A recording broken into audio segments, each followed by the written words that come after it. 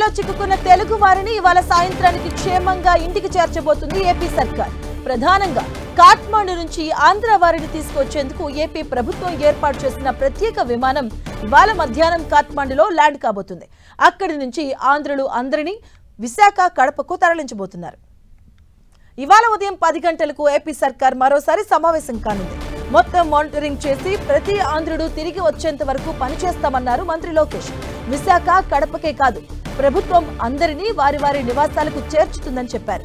ప్రత్యేక వాహనాలు ఏర్పాటు చేసి ఎయిర్పోర్టుల నుంచి నేరుగా వారిని ఇంటి వద్దకే చేర్చుతామని తెలిపారు.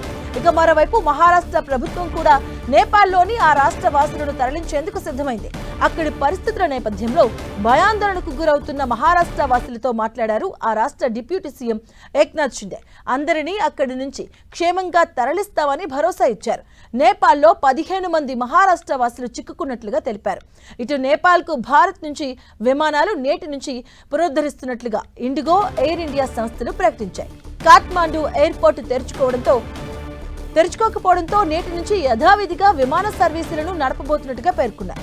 ఇక 4 రెగ్యులర్ విమానాలతో పాటు అక్కడి ఇండియన్స్ కోసం అదనంగా 2 ప్రత్యేక విమానాలు నడపబోతున్నట్లుగా ఇండిగో తెలిపింది.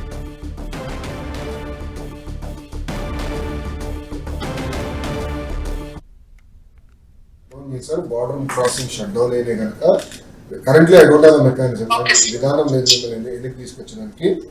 కానీ తగిన ఏర్పాట్లు మేము భారతదేశం వైపు మేము చేస్తాం. As soon as it opens up మిమ్మల్ని తిరిగి తీసుకొచ్చే బాధ్యత మేము తీసుకుంటాం. మేము కంగారు పడం. అది నంబర్ 1. నంబర్ 2, వీఆర్ దేర్ అమ్మా, నథింగ్ టు వరీ అమ్మా. సెకండ్ క్వశ్చన్, మీరందరూ వైజాగ్ కదా?